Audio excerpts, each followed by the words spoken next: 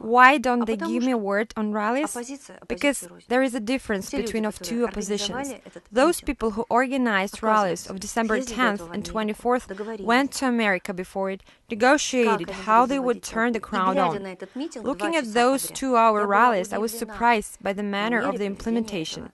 In reality, the VOLYA party already for 3 years has conducted rallies bravely in 60 Russian cities. We always prepare for our rallies very thoroughly, studying political and economical situation in our country and in the world. We give facts, we analyze, we aware people in whose interests the situation in the country develops, and what we, as people, can do about it. On those so-called rallies, there was a show. Writers were jumping, shouting motors. Social activists pretended they were good old boys. But no constructive economical and political decisions were announced.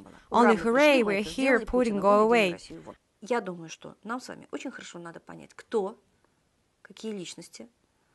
I think we need to understand who, what figures try to lead masses, who blindly follow their mottos, and what funds are allocated in their support.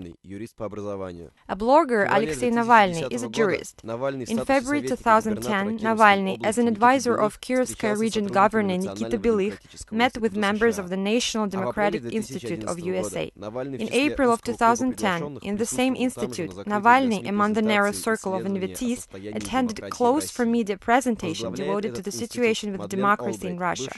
The head of this institute is Madeleine Albright, an ex-United States Secretary of State. Exactly this institute sponsored an armed revolution in Ukraine. In 2010, Navalny studied at Yale University under the program of Leaders of the World. Yale University is the most prestigious universities worldwide. Presidents of United States, Bush and Clinton graduated from it.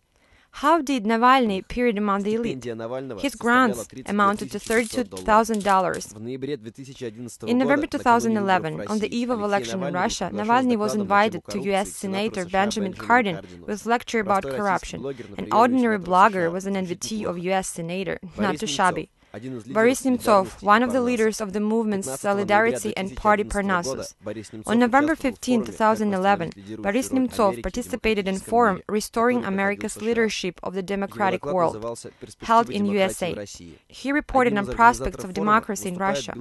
One of the organizers of the forum was Bill Kristol, a co-author of the concept American leadership is both good for America and good for the world.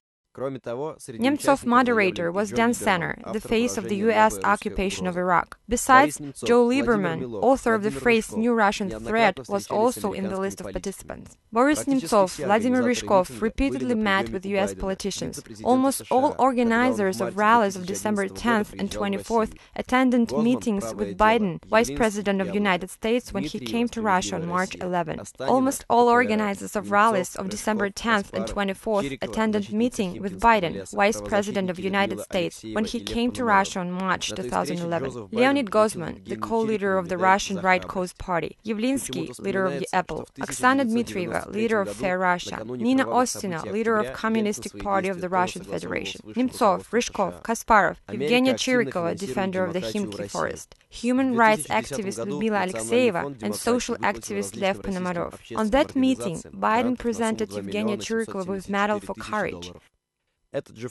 Remember that in 1993, on the eve of the bloody events of October, Yeltsin also coordinated his actions with the leaders of the United States. Yeltsin, Putin, Medvedev are successors of the same politics. John Coleman, in his book Committee 300, wrote that Yeltsin was an agent of Secret Military Intelligence Service, MI6. He was prepared there, and all his decrees were prepared by Committee 300 and world government. America actively financed democracy in Russia. In 2010, the National Endowment for Democracy paid grants to Russian social non-profit organizations that amounted to $2,774,000. In 2010, same fund allocated $183,900 in support of Libyan democracy. And in 2011, a revolution in Libya occurred. Interestingly, that Zbigniew Brzezinski, the CIA employee and United States National Security Advisor, one of the developers of Russia destruction plan, is also a member of the board of directors of this fund. About the symbol of the rally. A white ribbon was chosen as a symbol of the rally. An author of this idea is Arsen Rivazov, an internet technology specialist and Israel citizen. He returned to Russia from Israel in the 90s but didn't exchange his Israeli citizenship for Russian. He said, "If anything happens, I always have an Israeli passport." By the way, in London, Boris Berezovsky and the fugitive businessman Chuchvarkin also went out wearing white ribbons. It is known Berezovsky, along with the Americans, sponsored an orange revolution in Ukraine. He allocated about $20 million, and Americans did $70 million. Now, Berezovsky supports a snow revolution in Russia. So, whose interests this revolution is favoring? Snow revolution in Russia acts in interests of same world elite, which set Putin for power.